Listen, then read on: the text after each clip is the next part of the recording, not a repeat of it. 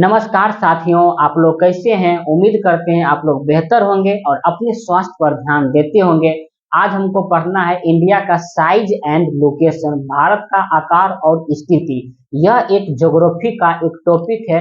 इस ज्योग्राफी का टॉपिक को उठाकर आज इस पर हमको चर्चा करना है। तो इंडिया का जो साइज है या कोई भी देश को साइज एंड लोकेशन पता करना है तो हम किसके आधार पर करते हैं। तो ये है लैटिट्यूड और लॉन्गिट्यूड के आधार पर हम कोई भी देश को हम लोकेशन एंड साइज उनका पता कर लेते हैं। जैसे भारत का अगर हम साइज देखते हैं तो विश्व लेवल पर 2.4% है। तो ये जो हम पता किए हैं तो ये इंडिया का साइज एंड लोकेशन है। जैसे भारत का आकार देखेंगे तो भारत का जो कन्याकुमारी जो वाला इलाका है इसका 8 डिग्री अक्षांश टच करती है और बाहर में ऊपर में जम्मू कश्मीर वाला इलाका ऊपर में वहां जो निकल जाता है लगभग 37 डिग्री। तो ये हम किसके आधार पर हम बोल रहे हैं, ये हम बोल रहे हैं लैटिट्यूड एंड लॉन्गिट्यूड के आधार पर। तो थोड़ा हम इस पर हम वीडियो बना चुके हैं। अगर आप इस वीडियो को नहीं देखे हैं तो प्लीज आप उस वीडियो को जाकर देखिए। लेकिन हम थोड़ा इसको ब्रीफ माने संक्षिप्त में हम बता देते हैं लैटिट्यूड और लॉन्गिट्यूड क्या होते हैं। तो बताने से पहले लैटिट्यूड और लॉन्गिट्यूड क्या होते हैं देखिए। मान लीजिए ये क्या है, ग्लोब है। क्या है? ग्लोब है। पहले हम बता रहे हैं लैटिट्यूड यानी कि अक्षांश बता रहे हैं। ये जो हमारे अक्षांश, जो अक्षांश पश्चिम से पूर्व की ओर खींची हुई लाइन को हम बोलते हैं अक्षांश। हालांकि एक लाइन नहीं होती है, अक्षांश एक वृत्त के तरह होती है, एक गोलाकार होती है, लेकिन हम लोग एक भाषा के रूप में हम यूज करते हैं। देखिए ये जो अक्षांश अभी हम खींचे हैं एक अक्षांश, इसका मान रखिए 0 डिग्री।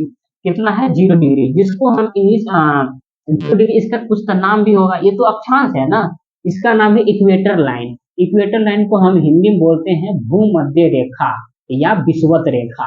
भूमध्य रेखा या विषुवत रेखा। और ये जो लाइन है ये भी है 23.5 डिग्री। कितना है? 23.5 डिग्री। ये जो 23 ट्रॉपिक ऑफ कैंसर यानी कि कर्क रेखा। क्या है? कर्क रेखा। कर्क रेखा। उसके बाद एक और लाइन आती है जिसका नाम है 66 डिग्री। इसका नाम है आर्कटिक सर्कल, जिसको बोलते हैं हिंदी में आर्कटिक रेखा। आर्कटिक रेखा, आर्कटिक रेखा इनको बोलते हैं। और यहाँ पे जो ये ध्रुव है, ये ध्रुव है नॉर्थ पोल, इसको क्या बोलते हैं? उत्तरी ध्रुव बोलते हैं। यहाँ लास्ट में इसको रख लीजिए 90 डिग्री अक्षांश। तो उसी तरीके से अगर हम साउथ में आते हैं तो साउथ में भी 23.5 डिग्री है भाई। 23.5 डिग्री साउथ है, इसको बोलते हैं ट्रॉपिक ऑफ कैप्रिकॉर्न, जिसको हिंदी में बोलते हैं मकर रेखा। क्या बोलते हैं? मकर रेखा। उसके बाद जस्ट एक और आता है 66 डिग्री। 66 degree Antarctica circle. तो अंटार्कटिका सर्कल, अंटार्कटिका, अंटार्कटिका, ये भाई कैसे होगा? अंटार्कटिका, अंटार्कटिका, अंटार्कटिका सर्कल रेखा। ठीक। तो और ये जो लास्ट में है ये भी ध्रुव है 90 डिग्री, ये भी ध्रुव है। तो ये 90 डिग्री अक्षांश हो गया। ये हम पृथ्वी के लैटिट्यूड हम बताए हैं। तो ये इमेजिनरी लाइन है, ये एक काल्पनिक लाइन है। ठीक।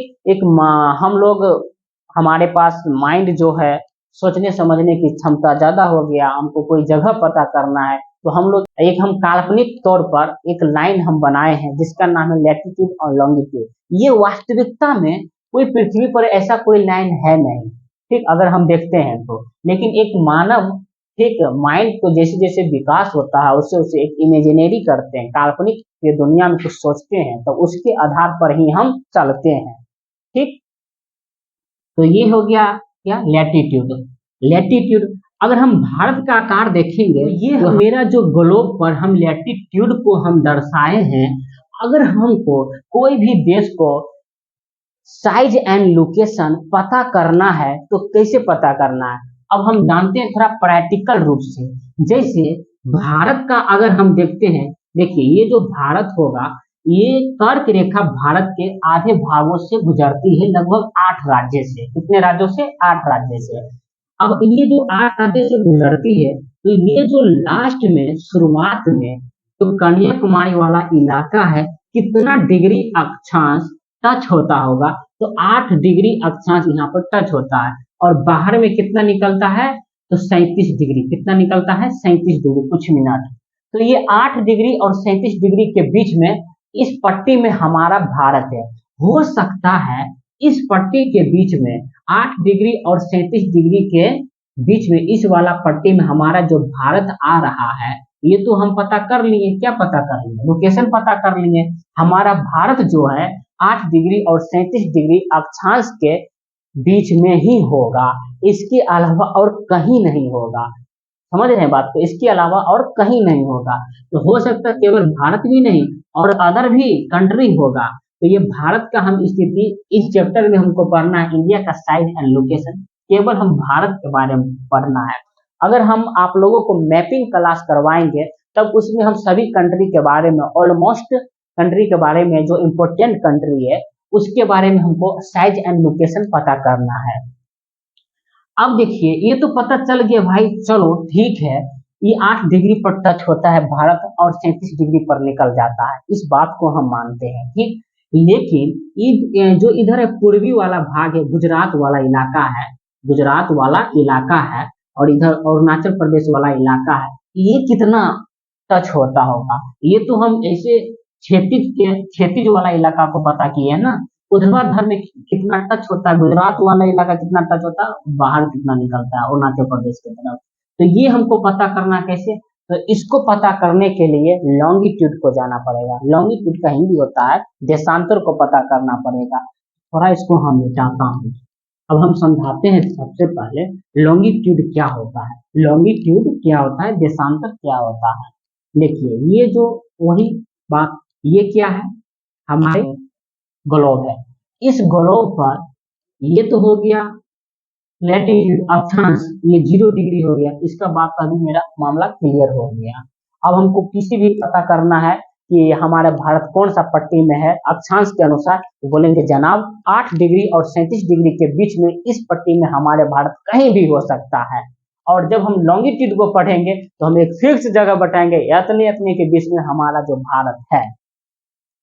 तो ये हो गया। जो ऊर्ध्वाधर लाइन होती है इसको बोलते हैं हम क्या? लॉन्गिट्यूड।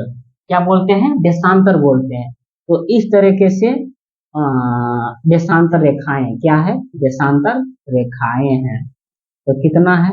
तो ये जो बीच वाला भाग है, ये जो बीच वाला भाग है, जिस तरह भूमध्य रेखा था ना, उसी तरीके से ये जो बीच वाला भाग है इसका भी मान हम रखते हैं 0 डिग्री देशांतर।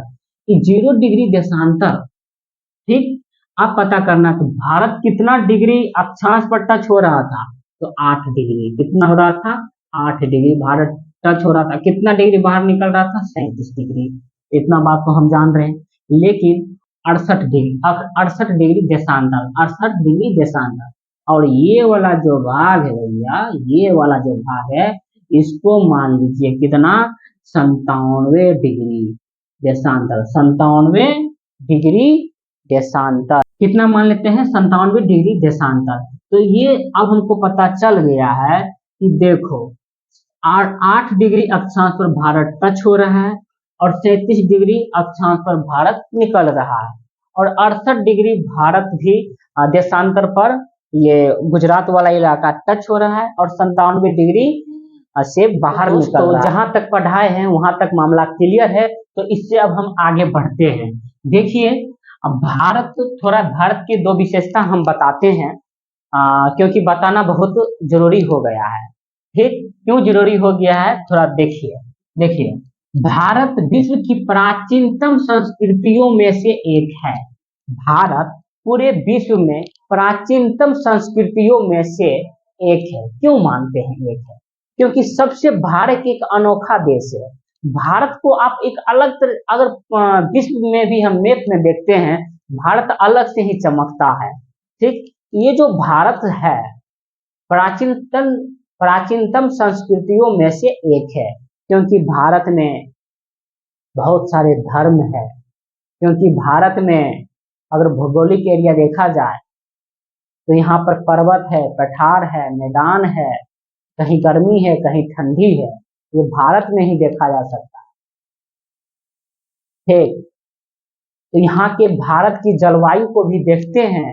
भारत की जलवायु में सभी जलवायु यहाँ पर भारत में अवेलेबल है, इसलिए इसको प्राचीन संस्कृतियों में से सबसे एक माना जाता है।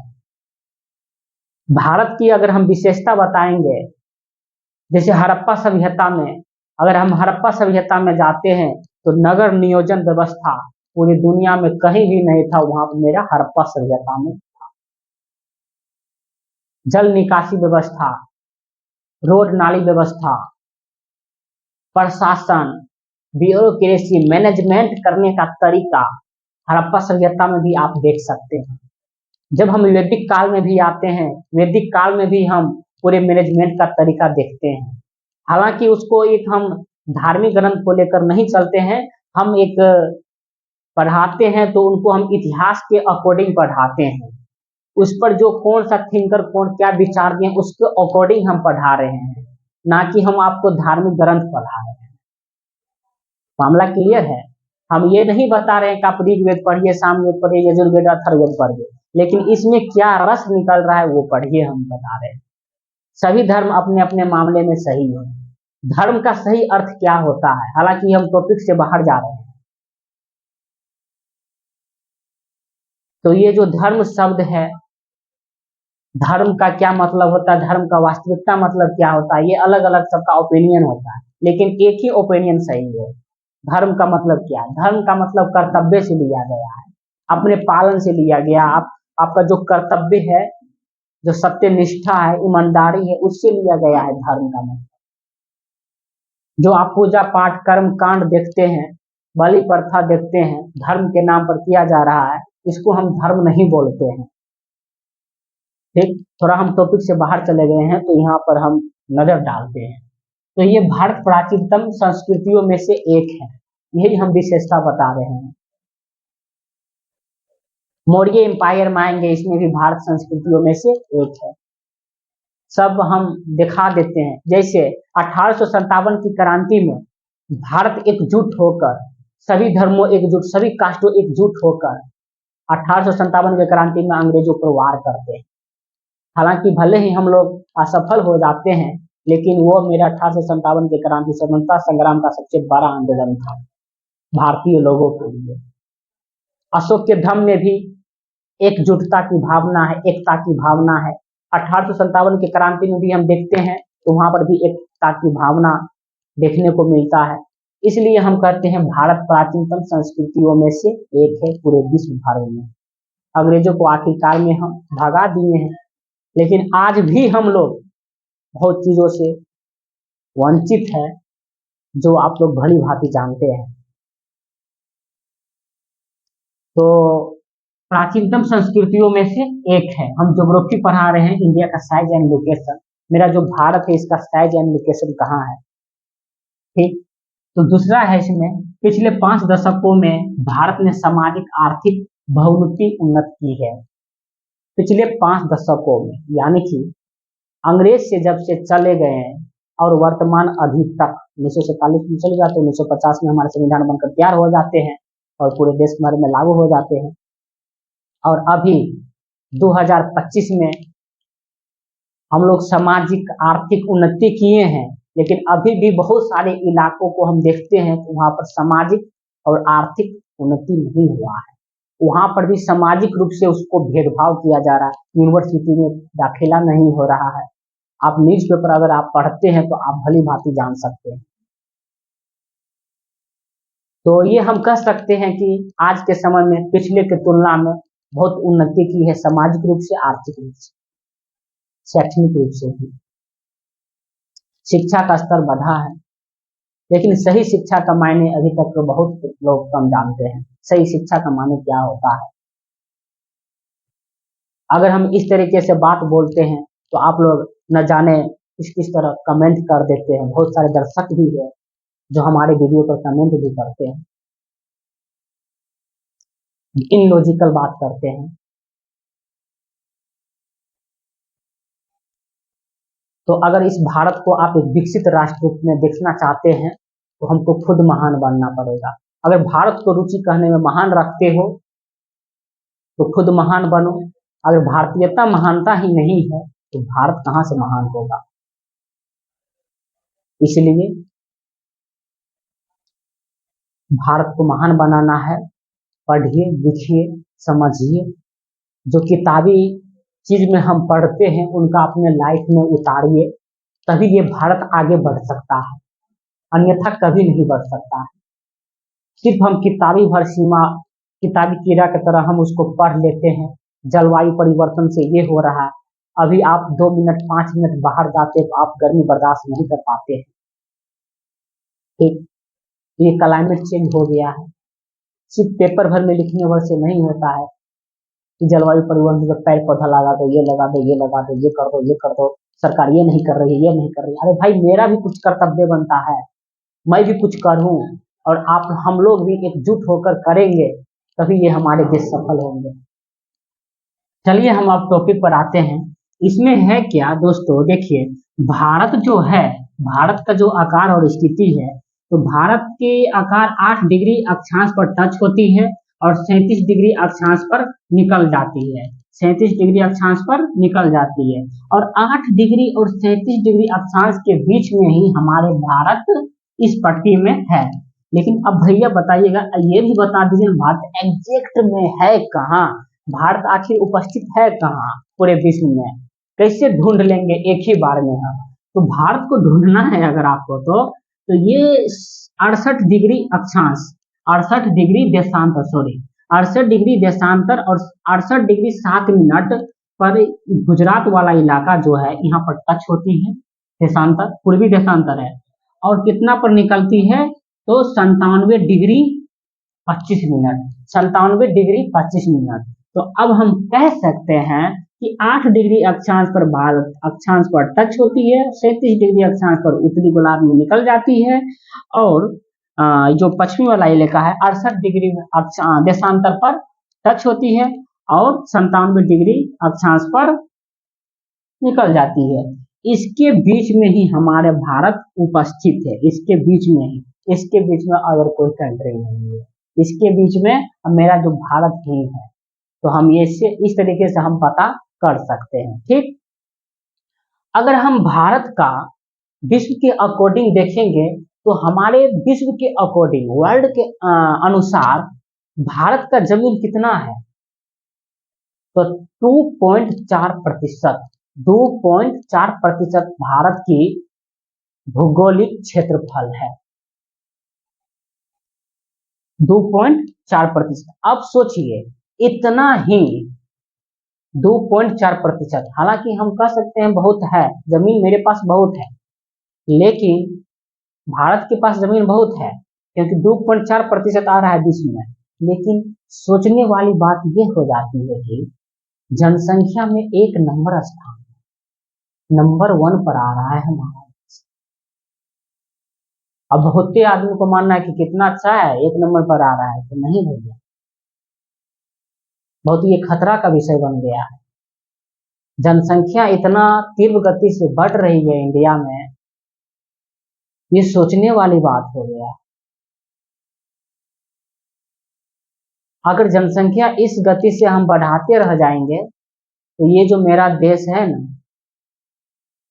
बहुत भयंकर रूप धारण कर सकती है।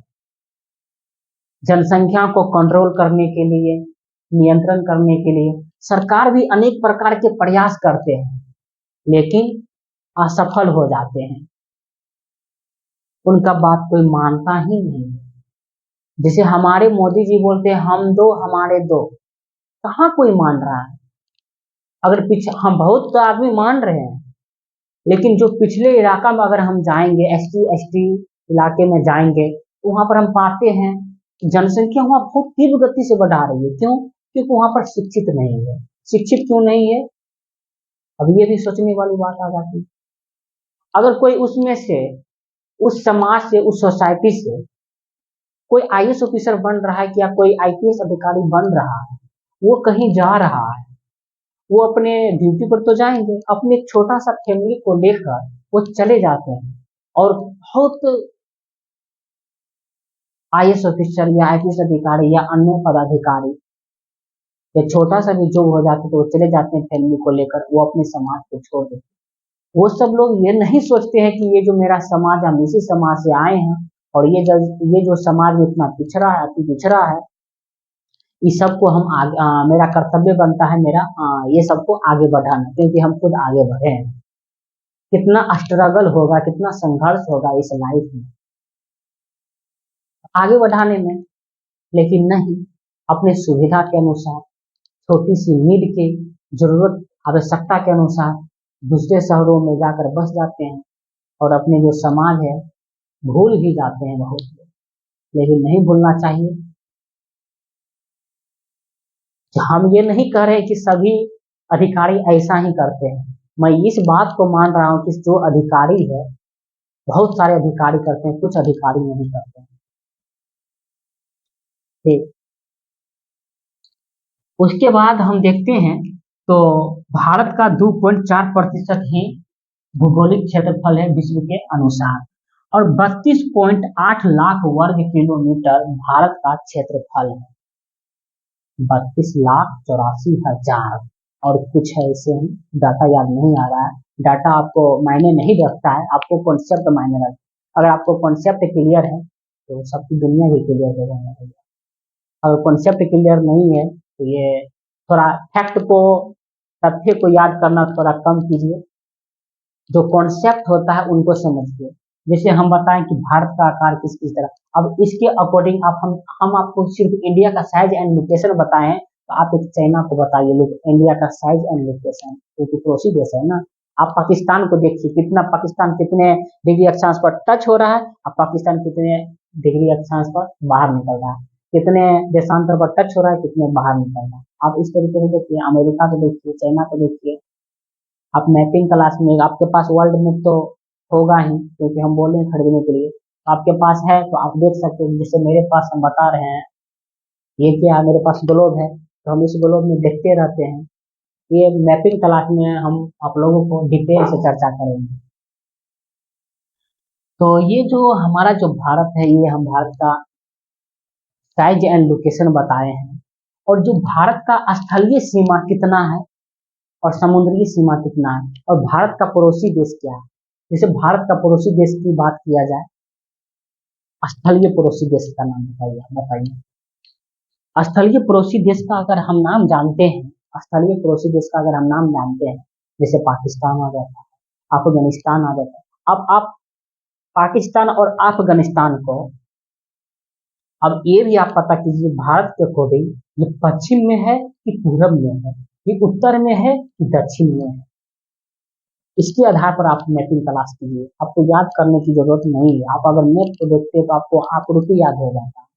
तो पाकिस्तान, अफगानिस्तान उत्तर पश्चिम में है, और हम बात करते हैं उत्तर में, जैसे नेपाल हो गया, भूटान हो गया, चाइना हो गया, ये सब हमारे भारत के उत्तरी में, उत्तर में। अगर हम पूरब में जाते हैं तो बांग्लादेश हो गया, म्यांमार हो गया। ठीक, ये तो स्थलीय वाला देश है। लेकिन अगर हम समुद्री वाला, क्योंकि हमारे जो भारत है, साउथ इंडिया पूरे जल में ही है, हिंद महासागर में। तो हिंद महासागर को अगर हम देखते हैं, जैसे ये जो इंडिया है, ये जो है ना, ये हिंद महासागर है। क्या है? हिंद महासागर। इधर बंगाल की खाड़ी हो गया पूरब में, और पश्चिम में अरब की सागर हो गई। तो अगर समुद्री देश देखेंगे, जैसे भारत की पड़ोसी देश, जैसे मालदीव हो गया, श्रीलंका हो गया, मालदीव और श्रीलंका। और समुद्री सीमा कितना किलोमीटर लंबाई है, स्थलीय सीमा कितना किलोमीटर लंबाई है,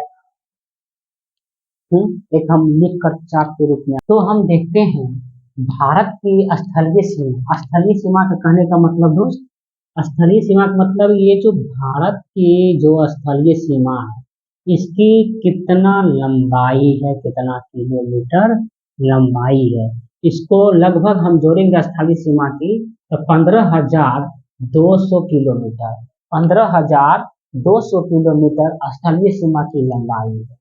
ठीक, अब समुद्री सीमा, जैसे कि ये साउथ इंडिया, दक्षिण भारत में आ जाते हैं, तो इधर पूरब वाला साइड में हो गया बंगाल की खाड़ी और पश्चिम वाला में हो गया अरब की सागर। और ये तो हिंद हिंद महासागर में बंगाल की खाड़ी और अरब सागर है। ठीक, तो अगर दक्षिण में हम समुद्री सीमा की बात किया जाए, समुद्री सीमा की बात किया जाए तो ये कितना है लगभग, तो ये है 7,516 किलोमीटर। 7,516 किलोमीटर है। समुद्री सीमा 15,200 किलोमीटर और सॉरी स्थलीय सीमा 15,200 किलोमीटर और समुद्री सीमा 7,516 किलोमीटर। 7,516 किलोमीटर। आप कहेंगे ये याद कैसे होगा? आपके पास अगर मैप है तो मैप में इस तरीके से आप घेराबंदी कर दीजिए। स्थलीय सीमा लिख दीजिए 15,200 किलोमीटर और समुद्री सीमा लिख दीजिए 7,516 किलोमीटर। इस तरीके से याद हो जाएंगे। याद करने वाली बात नहीं है, 4 बजे इसको रखना नहीं है, मैप में आप लिख दीजिए। ठीक, मैप का मतलब उसको भुंजा बना दीजिए। मैप को भुंजा का मतलब जानते हैं, हम लोग बिहारी की भाषा में बोलते हैं भुंजा, जो पत्ता जो नाश्ता खाते हैं, चूड़ा जो फ्राई करते हैं। ठीक, तो इसको जो मैप है ना उसको रद्दी रद्दी कर दीजिए, इतना उसमें लिखिए, बहुत लिखिए, तब आपके पास मैपिंग क्लास में मजबूत आ जाएगा।